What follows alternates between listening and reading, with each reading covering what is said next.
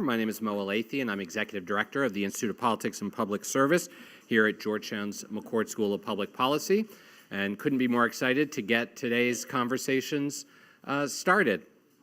This morning, we're going to begin with a discussion reflecting on President Bill Clinton's vision of America. The goal of this symposium overall is to really drill down on the vision that that helped bring him to through the campaign and to office. And we couldn't be more excited to start that this year. In order to think about that, though, it's important to look at the historical context of Bill Clinton's election and what happened in the 25 years between his graduation from Georgetown and his election. And so before we bring everyone up, I ask you all to sit back and enjoy as we reflect on what those 25 years were like. Coming up out of Arkansas in the post-war era during civil rights, a young Caucasian boy who had deep and abiding sympathy to injustice. The fact that he got an opportunity to go to Georgetown was the biggest thing that could have happened to him.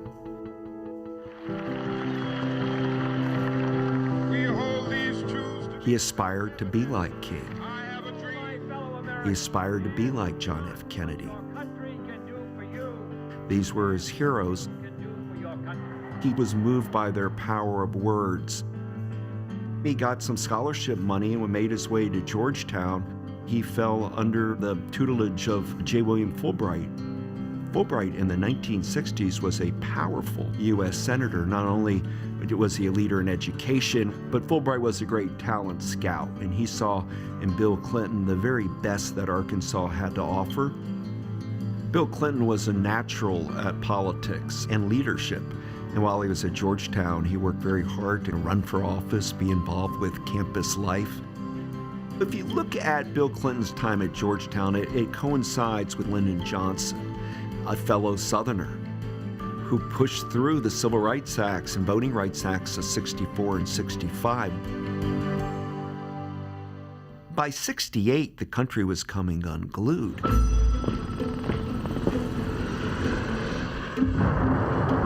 I shall not seek the nomination of my party for another term. Martin Luther King was shot and was killed tonight in Memphis.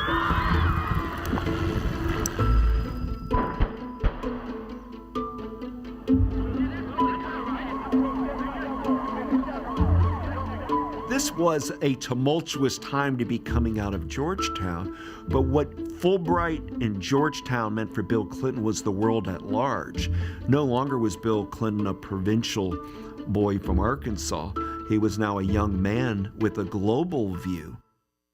He emerges as believing that he does want to get fully involved with politics, that he does want to come back to Arkansas. By 1972, George McGovern gets the Democratic nomination, and Bill Clinton was a worker for the McGovern campaign in places like Texas. Bill Clinton made a deep impression on George McGovern. Anybody who encountered Bill Clinton post-Georgetown recognized that he was going to be a force of nature in American politics. He didn't just define himself as a liberal or a Fulbright Democrat. He invented what he was himself. This invention comes about due to Watergate, watching what happens when the mighty fall. It's kind of a 6-year period there that people are taking a time out, trying to think about what is civility. And in Bill Clinton's case, trying to get really engaged in Arkansas politics on a local level. But by the age of Ronald Reagan, the Democratic Party started finding themselves in trouble.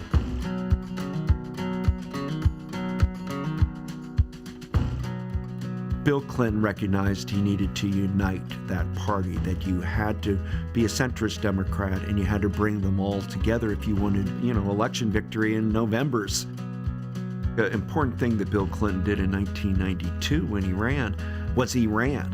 There were a lot of people thinking he was too young, that he needed a little more experience, that he should wait one more cycle, and he went for it, and he knocked down a who's who of leading Democrats to procure the nomination.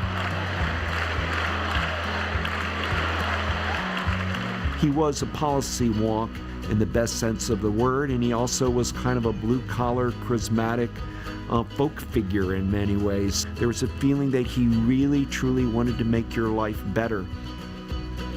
It was a tight election, 92. Pro got 19% of the vote, but Bill Clinton won. It's a major victory in 92 because Bush 41 wasn't that unpopular, but there was something about Bill Clinton that was special and that people wanted to bet all of America's fortunes on his number. I, William Jefferson Clinton, do solemnly. People were very excited about his inauguration. There was a feeling of a new era in American politics. But we were also a divided country. Well, I think the great thing about Bill Clinton's presidency and why I rank him very high as American president is from 1993 to 2001, he did a miracle. He balanced the budget and created a national surplus. He stayed out of major wars. He eventually did all the right things in places like Bosnia and Haiti and these hot spots around the globe. And he ended up being the change agent the country was looking for.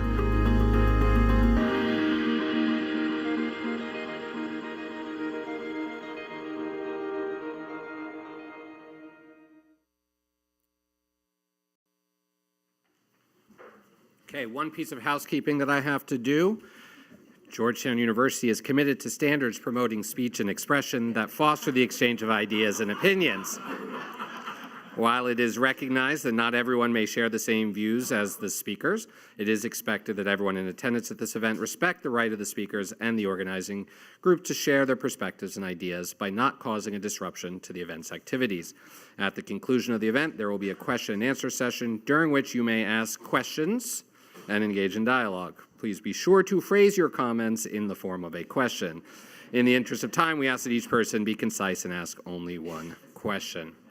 So, let's get to it and have a conversation about how Bill Clinton viewed America. To introduce our panel, I am thrilled to introduce Rua Roman, who is a first-year student at the McCourt School of Public Policy from Georgia. Rua?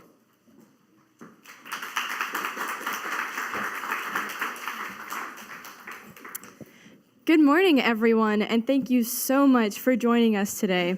My name is Rua Roman, and I am a first-year MPP student at the McCourt School of Public Policy. I also serve as a member of the Student Strategy Team for Congressman Patrick Murphy, a geopolitics fellow. For me, my interest in all things geopolitics started during orientation when Mo spoke about geopolitics. He had me hooked the moment he said, "Public service is a good thing. Politics can be too."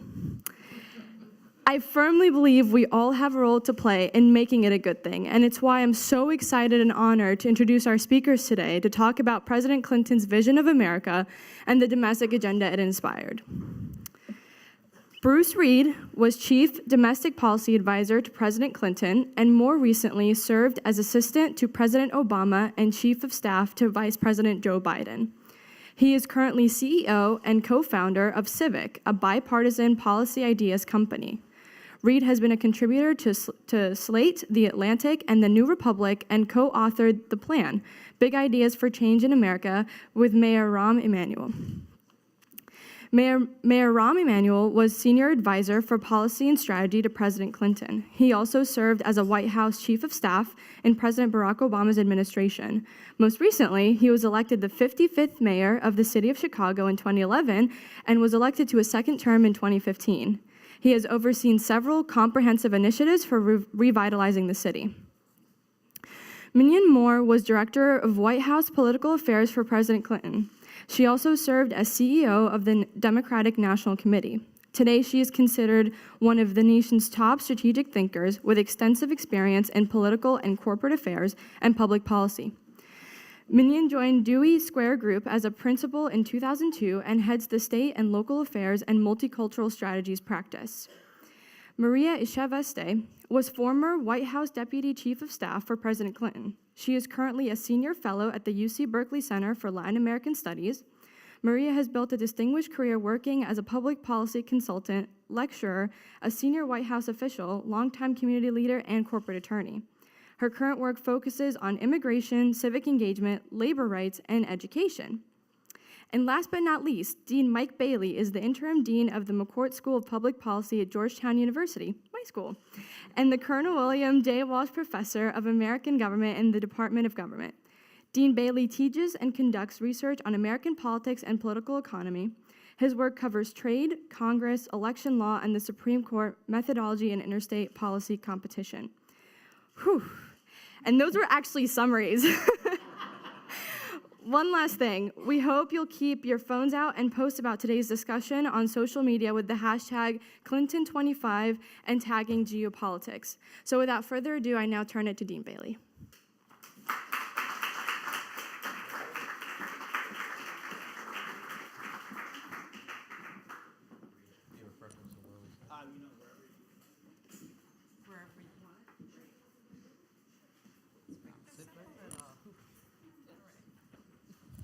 Okay, well, thank you, everyone. This is, for those of you who know Georgetown, this is just like candy for us to be able to get such a good crew to talk about politics and Clinton 25 years ago. So the first thing what I want to do is we're going to start our first two questions. I want to go back a little more to video and just set the stage a little bit more. So in 1991, in the fall of 1991, President Bush had a 64% approval rating. Right? So it's something we have to imagine a president with a high approval rating. Bill Clinton was a young governor of a small state, and he obviously had clear presidential ambitions. And so he comes to Georgetown. He comes just around the corner, right? And he lays out in a series of 3 New Covenant speeches, he lays out his vision. So if we could go to our first clip and get see what he was saying. We owe to ourselves, to each other, and to our country. It's been 30 years since a Democrat ran for president and asked something of all the American people. I intend to challenge you all to do more and to do better. We simply have to go beyond the competing ideas of the old political establishment, beyond every man for himself on one hand and something for nothing on the other.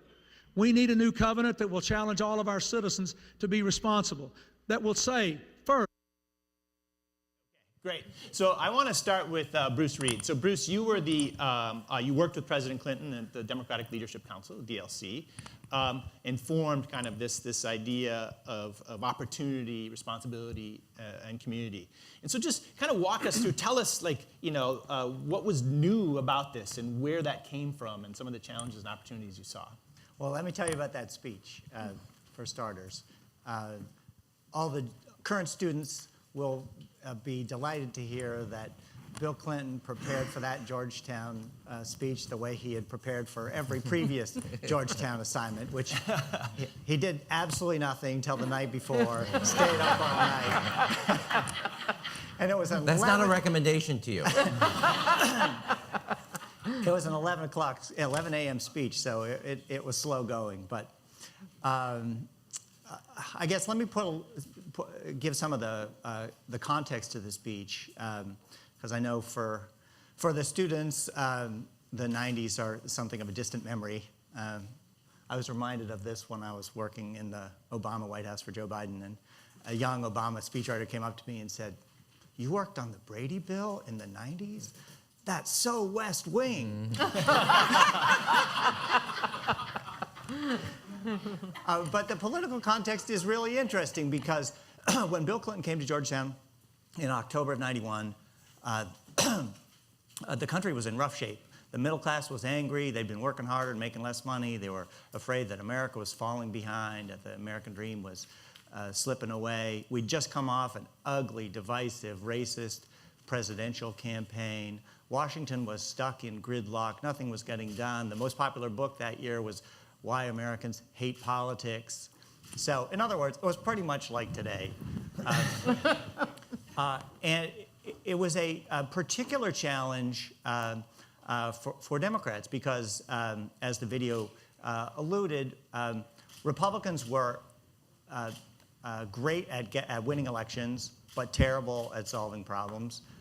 Democrats were terrible at winning elections and had lost the confidence of the country to solve problems. It got so bad that at one point, a Colorado Democratic congresswoman named Pat Schroeder said,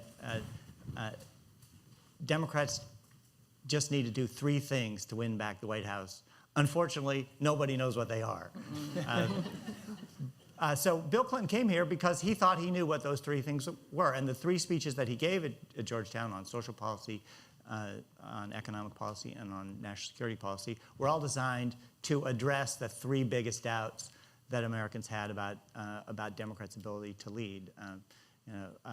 For the country thought that we wouldn't follow their values, put their values to work in our programs at home, that we wouldn't stand up for American interests abroad, and that we wouldn't fight for their economic interests.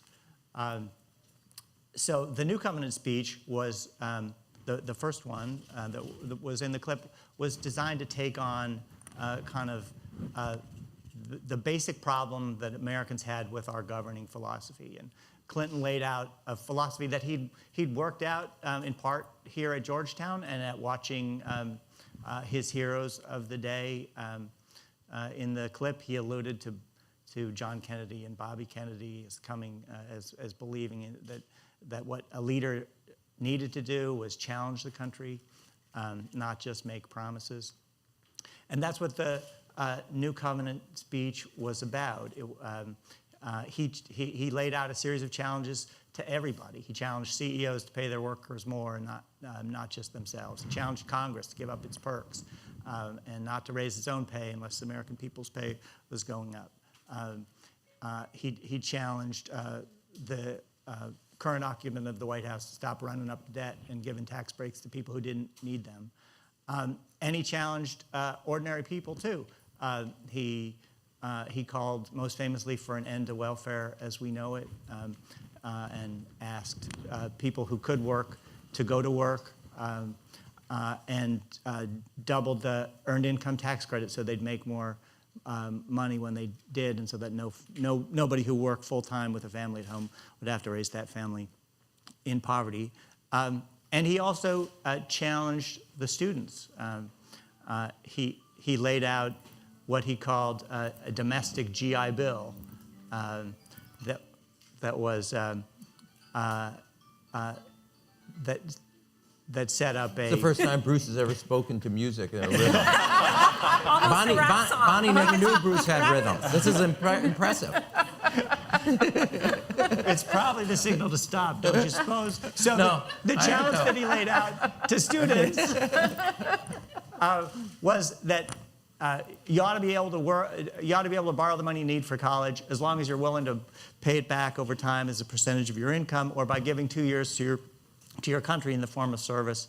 That's what became AmeriCorps, and I think of the many things that he was proud of from that campaign, one of the proudest has to be AmeriCorps, because in the 25 years since, young people across America have kept that promise. 1 million students, or young people, have helped pave their way through college by serving in AmeriCorps, put in 1.5 billion hours of service, coming to the rescue in flooded communities and teaching in the inner city. And I think he demonstrated that you could get more done by challenging people to unite together and solve the country's problems. Great, great. So another big part of the Clinton vision was related to civil rights. And so if we can go to our second clip from the Gaston Hall speeches, please. Why does the president refuse to let a civil rights bill pass? Because he knows that the people he is dependent on for his electoral majority, white, working class, men and women, mostly men, have had their incomes decline in the 1980s. And they may return to their natural home, someone who offers them real economic opportunity. And so he is dredging up the same old tactic that the hard right has employed in my part of the country in the South since I was a child. When everything gets tight and you think you're going to lose those people, you find the most economically insecure white people and you scare the living daylights out of them. That is wrong.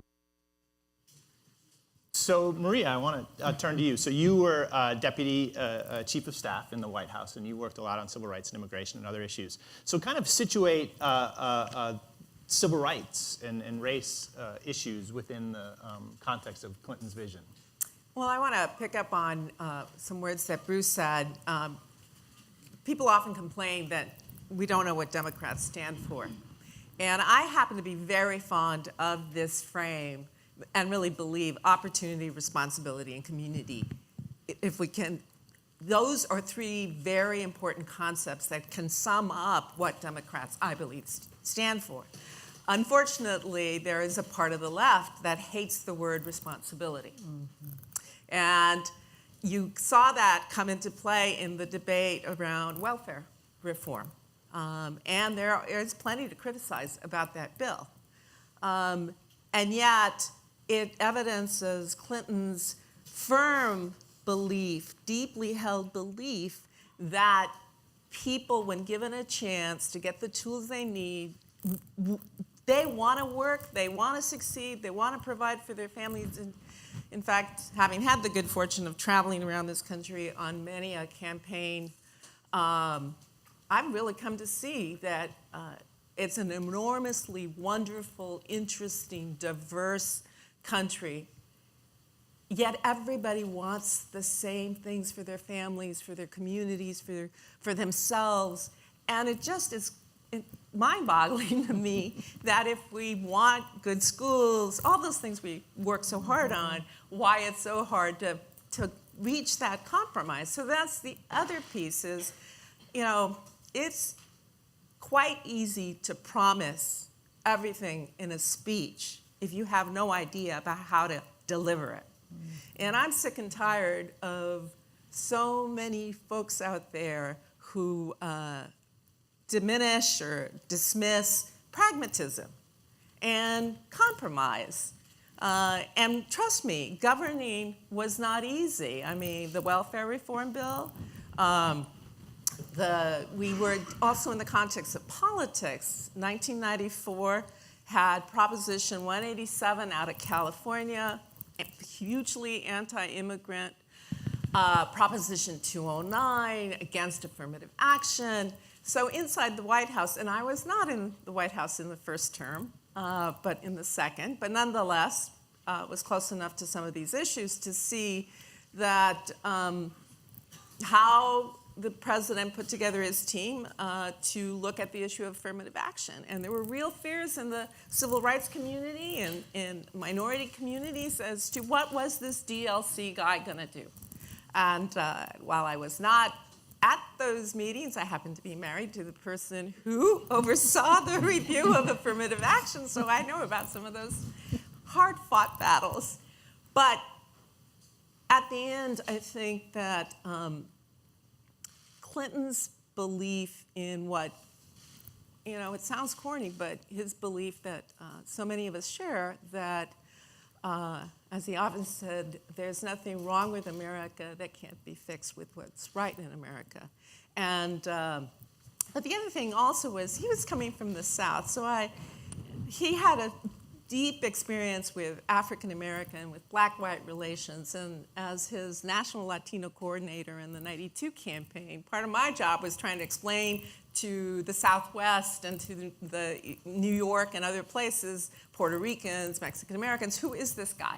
And is he going to care about you? Does he understand that those experiences are different than what you've experienced? And so I'll close with one story about just how he was always thinking about all of us. Was when I got to the White House, the first job there was running the Office of Public Liaison, now Public Engagement. And the economy was definitely going up, jobs were being created, but there was a story in the New York Times about those rising wages were not, Latinos were not feeling it. And so they were not experiencing it. And so he got a copy of the paper and sent a note to me and Jean, like, what's going on here? What's the reason? And that led to a process of looking at education levels, young generation, and some decisions in terms of budget and trying to increase what came to be known as the Hispanic Education Action Plan. Just trying, what can you do, where can you put the money that makes sense so that, in fact, the rising tide does lift more boats, all boats. Yeah. And Mignon, you were the head of political affairs in the White House, and also public liaison, I think, as well. And so tell us about how your experience of communicating with the public this complicated and new vision. Well, it's certainly, Bruce laid out a perfectly beautiful vision. He and Rom, that had to be implemented. And I must tell you, on some days it was really, really tough. But, I think the premise by which when I looked at the video, I kept thinking to myself, why is it that I love this president so much? And it wasn't because he didn't take on the tough issues.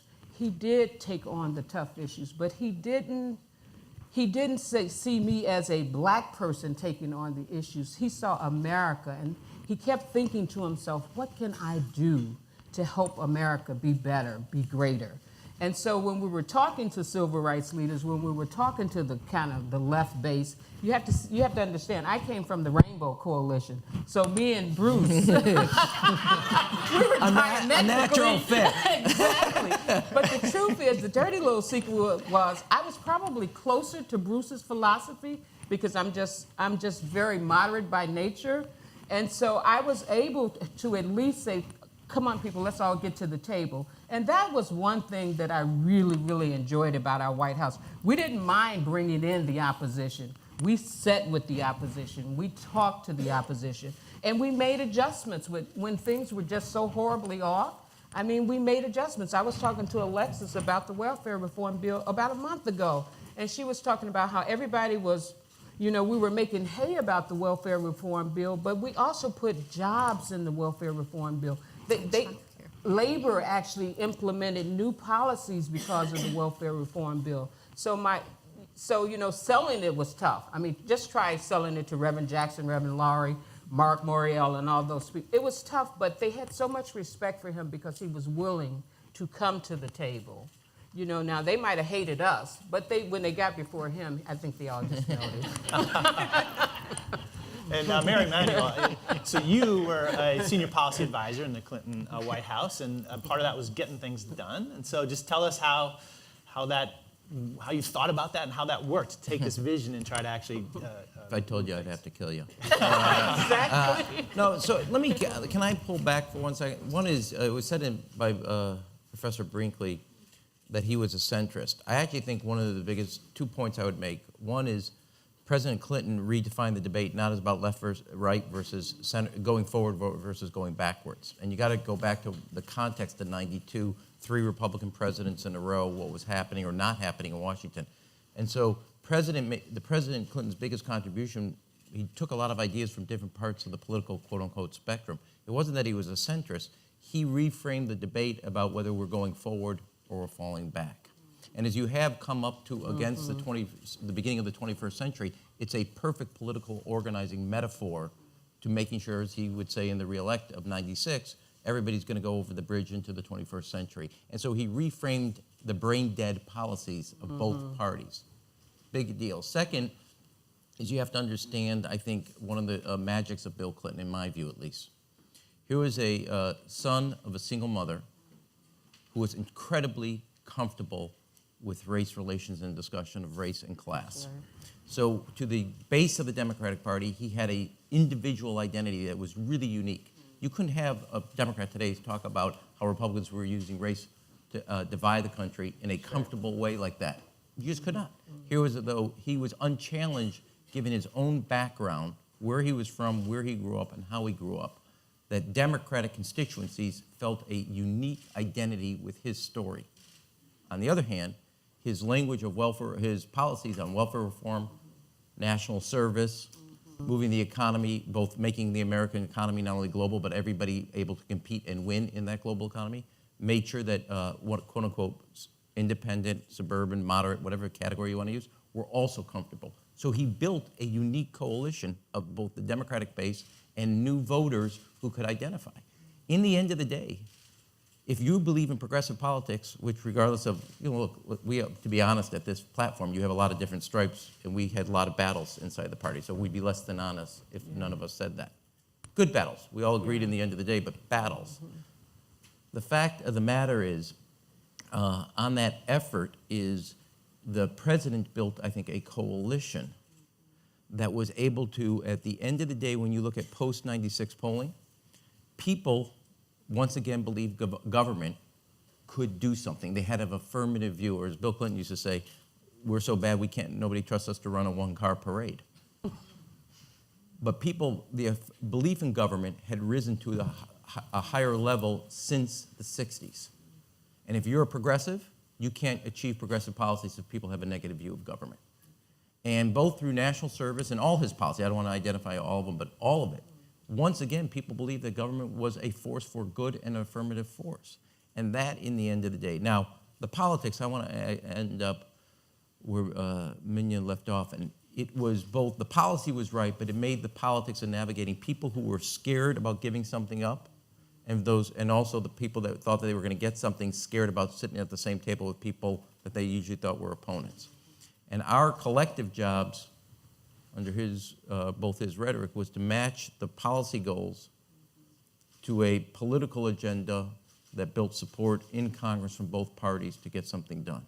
And when you look at the major accomplishments, assault weapon ban, Brady bill, crime bill, welfare reform, balanced budget, et cetera, not the first budget, but the key piece in the second term, they're all bipartisan. And in the end of the day, his rhetoric, his vision, took from different parts, whether it was rhetorically or policy-wise, and then reframed it. And because of all the discussions about welfare reform, he vetoed 2 welfare bills to get to what he wanted. People forget, they talk about welfare, he implemented a Republican. Right. They had 2 Republican welfare reforms. He vetoed them. They had to come back on his terms, what he would accept. Work being at the heart of it, responsibility, which is not an accident, I will say this as a mayor. We're now going to put out some data that's significant about reductions on teen pregnancy. Big piece of welfare reform was all about social responsibility and helping put in place the policies that you're now seeing the tail end of as it relates to teen pregnancy, which was a big driver about kids wanting to get away from their home, having kids and starting their own families just to get a welfare check. Not just for it, but it was a driver. You can't underestimate then his ability to drive, I think, social policy that has tremendously benefited. But it was hard building political coalitions that never sat at a dinner table unless they were family members arguing the way they did. But then under that rubric, which was not left and right, but forward versus backwards. Yeah, great. So now we want to turn to questions. And do we have a mic that's going to be floating around? So in the questions, the best kind of question is something you care deeply about and you express concisely. So we're looking for that wonderful combination. Unlike the answers. We'll also do our part to do the same. To be concise. Mutual, yes. So here in the second row, please.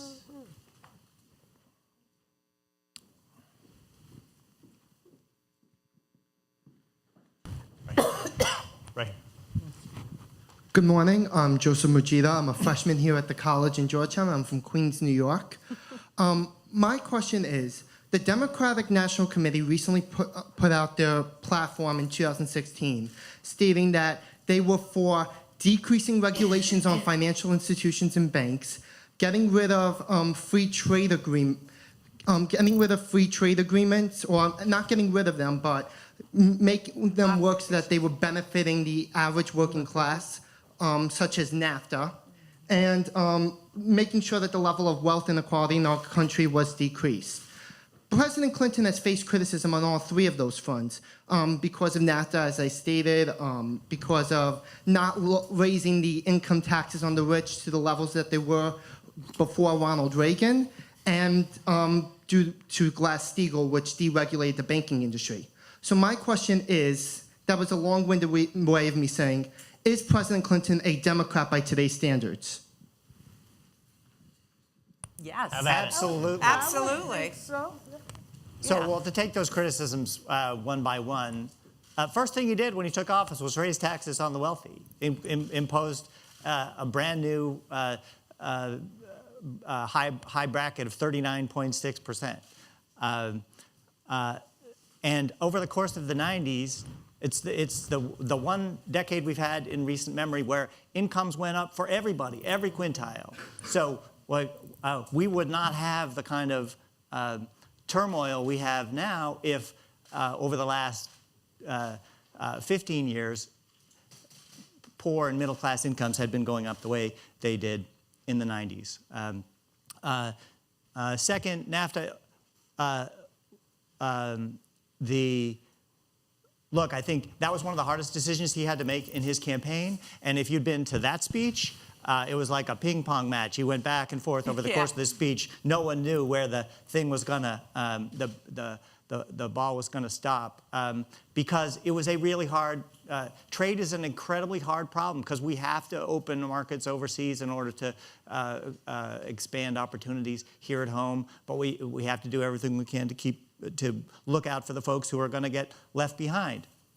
And he tried everything he could, expanded skills, cut taxes for working and middle class people. You know, there's always more to do, but I think on balance he made the right call. You know, Glass-Steagall, I think you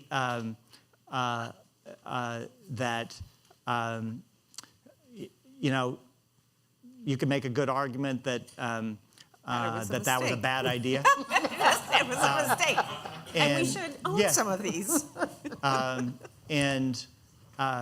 But you know, I think the important thing with all of this is to remember that, like, the fight is never over. That, you know, if Bill Clinton had been president after September 11th, he would not have divided the country. If he'd been president in the run-up to the financial crisis, he would have done something about subprime lending. I just want to say, because you raised the tax thing, it's like these issues come over and over. And right now, you know, my saddest 2001 is we left a surplus.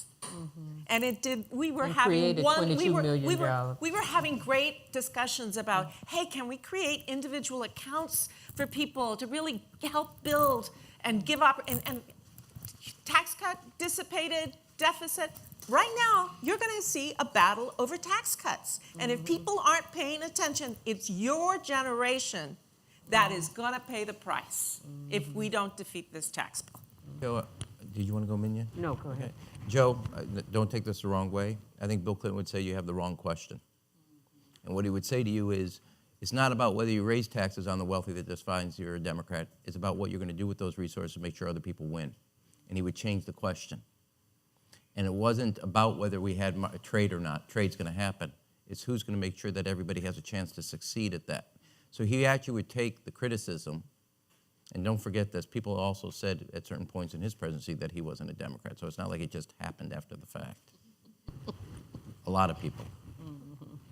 He would say that the question actually doesn't scratch at what is it we're really trying to do. It's not about how high our taxes are or where they are. It's what government does with those resources to make sure that other people are part of the winning circle, not on the losing side. And he would reframe the question, which is what is the brilliance of what he would do?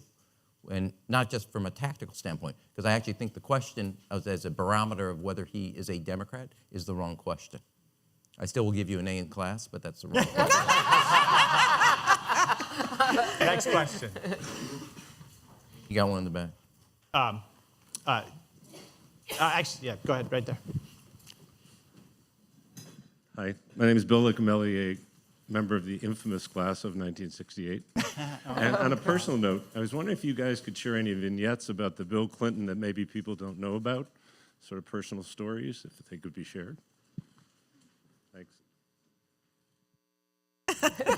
Well, you know, we're sitting here talking a lot about, you know, how you build these coalitions and how you really try to get people on your side. And I remember when we were going through the crime bill debate, one of our civil rights leaders had really wanted the president to come to Atlanta, and he wanted him to come to celebrate the opening of some big center. So the president you know, you have to understand when you pick up Air Force One for one event, you really want to be at that event.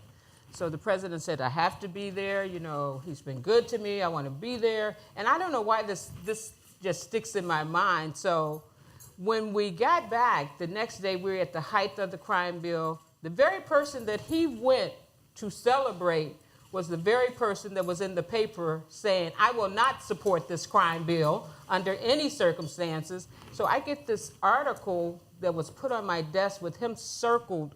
He had circled it, no good deed goes unpunished. and so that's the kind of life we led, even with our friends. So that's one of the things that I remember. So the assault weapon ban in the House was on call it a Tuesday. And every one of us have this experience. So it's a Sunday night. I remember this. The White House call comes in, the operator. Is this Rama? Yeah. The president would like to speak. So you sit up. Right. It's 2 a.m. Yeah, I know. So it's 10 a.m. though, that gets to that part. In the middle of the conversation, we're going over votes and what we got to do to get so-and-so and so, and I'm giving him a list of people to call. In the middle of the call, somewhere, Amy goes to sleep. 2 a.m., 2:30, another call comes. White House operator, Mr. Emanuel, yes, the president would like to talk to you. See you once again. Set up. You're talking. Amy rolls over, and we're going over all his calls, and he's asking for more calls at 2:30. Amy goes, who are you talking to? And I go, the president. She goes, thinking it was the same phone call. She goes, you two need to get a life, go to bed. And rolls back over. And he was getting 6 more phone calls at 2:30 in the morning. And he had just finished reporting in what we were supposed to do on Monday morning, basically doing the horse trade at work. And he wasn't done. He was at 2:30. Now I want to close on a personal note that I'll always thank him for. He had made the trip in '94 to Israel. And I was supposed to stay behind to do something on a legislative item. And he said, no, I want you to come to the trip to Israel. And he had known that it would be a big deal to me. And when you get off the plane, all staff goes in the back. And I'm lined up like everybody else trying to wait for the plane. And just going on the trip was cool enough, given my family history and my personal history. And he says, I want you to come off the front of the plane with me. The guy had a remarkable heart. And I'll never forget it. And it meant a lot. There are a number of tremendous memories, so. Feeling your water. Yeah, take questions. Another question. Yes, right here. Hi, I'm Molly. I'm a junior. So right now we're in a really, really polarized time, and you guys have all talked about the importance of bipartisanship. I'm curious how you see moving forward, getting back to a place where people are coming from both sides of the spectrum, like to the table, in order to move forward. I think it starts with really forcing yourself to talk to people who don't agree with you. And you may not even know if they agree with you, but I watch these with my kids because I am not a social media person. I am definitely not with your generation. Not on Twitter, not on Facebook. But clearly there's some self-segregation going on about what people listen to and who they're connecting to. And unless this is when we did New Markets Initiative, which was an effort to invest in parts of America that were not seeing economic. You realize that, as I said earlier, everybody wants the same things, but you just needed to go talk to people who didn't look like you, who had different experiences, but wanted that opportunity. And I always say in terms of, in this current debate on immigration, it's not racist if you're a superintendent of a small school district in Georgia or Nebraska, and all of a sudden you got 40% of your kids are English learners. and you're asking, how did this happen? It's easy for some people to say, well, those immigrants, and it's their, but why isn't somebody asking, why is that poultry plant, why is that meat processing plant intentionally hiring people at these lower wages from outside the country through guest worker or undocumented, when those jobs, when they were unionized, they were hard jobs, but they did provide a living for a community. So really understanding what is driving people, where is their source of anxiety, and maybe kind of starting to recognize, as Clinton said in the clip we saw, the way race and otherness is used to divide people so that people don't actually see what's responsible and who's responsible for the fact that their future isn't looking as bright. That's what we have to work on, and that only happens by talking to people who are different from us and are coming from different experiences. I agree with all of that, but I also think it starts at the top. It starts with the president.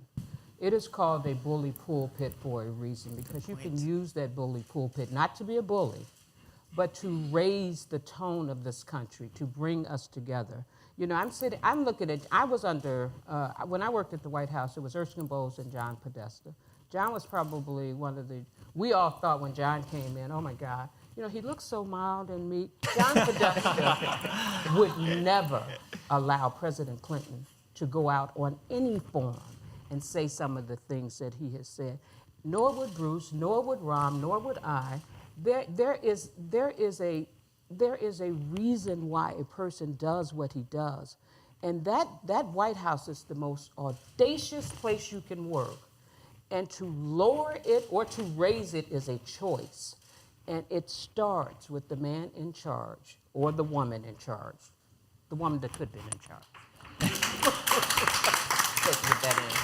Can I just add one thing?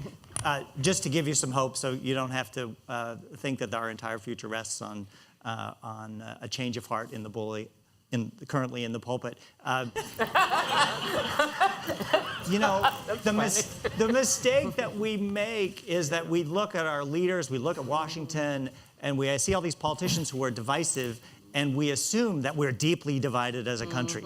That, we have white supremacists and people who aren't white supremacists, so we're hopelessly divided. Right. Now, I'm from Idaho, so maybe you can make a case, but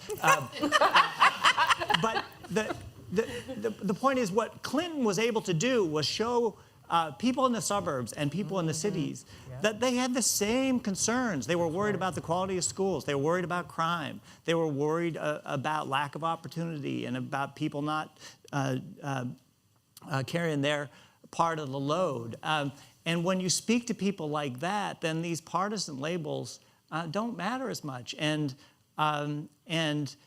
people on the other, if you recognize that your side doesn't have a monopoly on truth, and you listen to the other side and try to pick up on the best parts of their argument and incorporate that into your way of thinking, that's the way the system is supposed to work. And that's the way most Americans are. Like, the way that Washington behaves now is fundamentally unnatural. And if you talk to members of Congress, they will tell you that. I ran a bipartisan commission where the members from both sides would come behind closed doors and say, please don't make us do anything in public, because then we have to resort to our talking points. It's the natural condition for people to work together to solve problems. It's been America's way of doing things for all these years, and there's nothing that Twitter and Facebook and cable news can do to stop people who really want to make progress. One anecdote which answers your question and also the prior questionnaire is when the crime bill actually failed on the rule. The first thing was a lot of people thought we had to rip the assault weapon ban out, and Bill Clinton said not a chance. And so we reached out and we put together the 12 Republicans. We thought there were 15, and the person that led it on the other side was John Kasich. Remember when we had those meetings, and we then 10 days later, 11 days later, some point, 2 weeks, we assembled the vote to actually pass the rule and then bring up the crime bill that had the assault weapon. But a lot of people in the party wanted to strip out, which is what was the most divisive part of the crime bill, was the assault weapon ban. And it was listening to the other side, not giving up on your principles, and then finding a coalition that would come behind and building the political pressure. Every one of us had to build political pressure to get a crime bill done that had an assault weapon ban and community policing.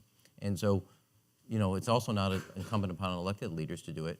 It's incumbent upon other people called citizens to get engaged and listen to other people and not talk among themselves with an agreed audience beforehand. Another question right here.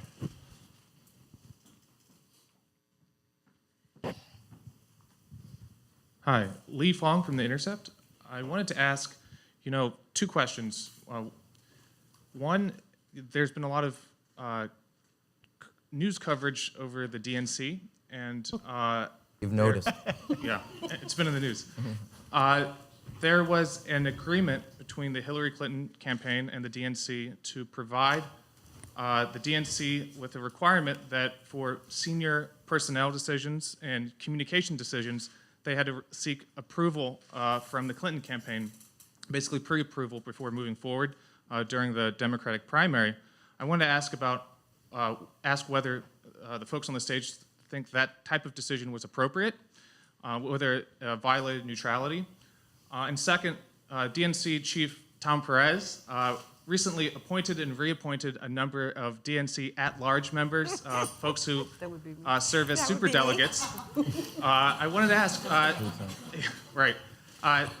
several of these individuals work as corporate lobbyists, lobbyists for big banks, other corporate interests, or work at government affairs firms that do the similar type of work. Is that appropriate? Should the DNC have corporate lobbyists as part of its leadership? Well, as a former lobbyist, I simply say there are good lobbyists and there are bad lobbyists. And I recommend a book that actually Bill Clinton had told me about when we were in '92. It's called William Greider, and it was Who Will Tell the People? And it's a very good analysis of this thing that Bruce was talking about, outside, inside, how you make change, and the fact that policy making is complicated. And even, whether you're the Sierra Club, they have lobbyists. Just take an issue. That's the thing about Americans. We are the most organization-prone people. If there's an issue, someone's organized a group around it.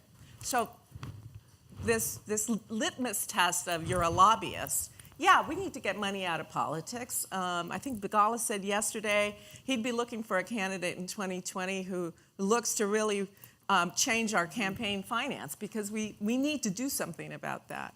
Beyond that, in terms of the DNC, I think we have a lot to learn, but I will simply say that I have not looked at the agreement, but this notion that the Hillary campaign controlled the DNC and therefore rigged the election, the selection process, is nonsense. Because if the schedules were set by the parties, the state parties, elections were run by the states, at the end of the day, she won the primary. And let me just add, Lee, I think you're the one that writes about me all the time being a lobbyist. I'm happy to meet you, and I'm happy to tell you publicly that I've never been a lobbyist, and if I was, I would probably own up to the reason why I'm a lobbyist. But what I actually do for a living is I actually help corporations probably get closer to maybe where your values are, making sure that they understand that they serve the American people when they get money from them, or if they're consumers. But having said that, let me just get specifically to the DNC question. These type of agreements are always done with presidential candidates. Whether they're done early or whether they're done late, they are always done. And they're done specifically because the DNC is always considered the stepchild. And we want candidates that's going to help build the party. If you know anything about the history of Bill Clinton and Hillary Clinton, they have always been party people. Back from 92 to 96, I was there in 92 and I was there in 96. The investments President Clinton made in the party was substantial. Hillary Clinton had that same passion. So when she came into this, they all had the same information, that the party was broke, that we needed to raise money. The sole purpose of the DNC is to prepare for a presidential candidate. And in doing that, she did not know that she was going to have to prepare the DNC Our chairman is sitting right here. I mean, there were many a nights when we were struggling. We had to raise money for her at the campaign, and we had to raise money for the DNC. So this Can I is just say one thing? Yeah. Go This ahead. is, Lee, I love you. It's just really totally irrelevant. Yes. You have a president of the United States who is championing the most regressive tax policy, Amen. undermining America's leadership around the world, undermining the country as a country of a rule of law, and we're arguing about an agreement from an election that none of us wanted the result, in the same way that the Bush family is arguing about the result of the nomination on their side. Nobody's happy with the results. Right. That you can conclude from this weekend.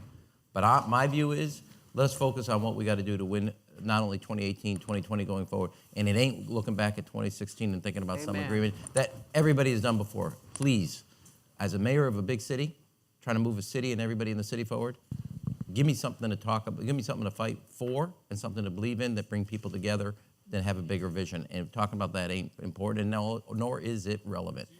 So nope, done, we're done. It ain't relevant, So brother. we get one Give us more a- question from a Yeah. student, please. Thank you. Right here. Thanks, Dean Bailey.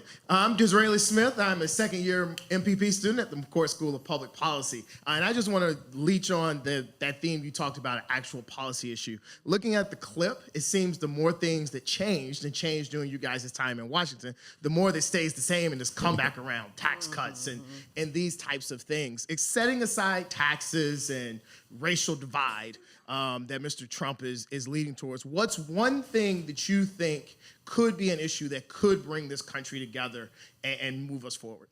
National service. I was going to say that. I was going to say it too, then. Yeah, but the difference is I'm a middle child and I got it before my two siblings said anything. No, Bruce and I in our book, The Plan, I don't know if we did a lot of book tours, but it was an idea we had in there. This is back in 2005. And I think not only national service and AmeriCorps, but I'm going to tell you, if you do believe, which I don't, that we're coming apart, but that said, let's accept that as a premise.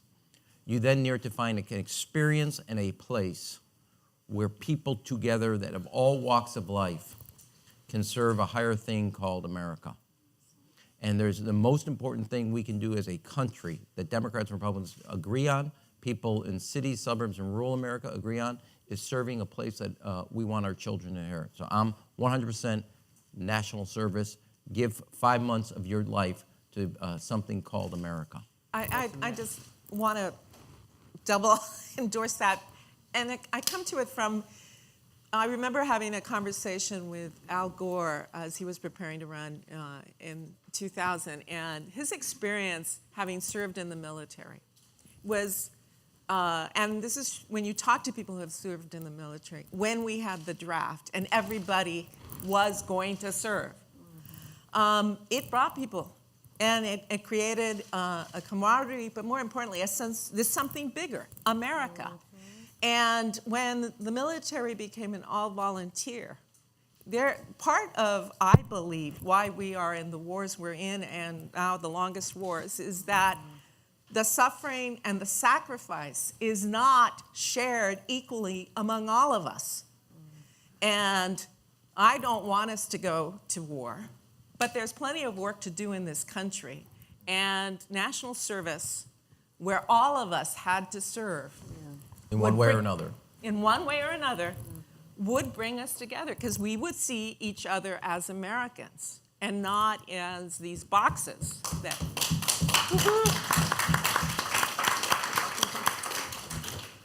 So what I'd like to do now is, and this question is a great segue to it, is I'd like to kind of turn the attention from the past to the future. And so President Franklin Roosevelt, he said that all great presidents are thought leaders. And they're thought leaders in the sense as they're able to answer some questions that need clarifying. And so I think a lot of this in the room, Republican, Democrat, Independent, there's different versions of this, but I think there's just a lot of unease about where we're going and what is the, how are we, for the Democrats, for example, how are we going to capture 1992 or 2008, right? What's next? And so I don't think you can answer, that's too big of a question to do in this. But just how about some advice especially for a young person who's thinking in these terms, either he or she himself wants to devise that kind of new vision, or they want to find someone to work for who has that new vision? And what would be your advice, based on your experience? Jump in. I was a lawyer working in New York, perfectly fine, but I came from and it was a risk. And let's see, I went with Howard Dean in 2004. That didn't work out. But, take a chance and find something you believe in.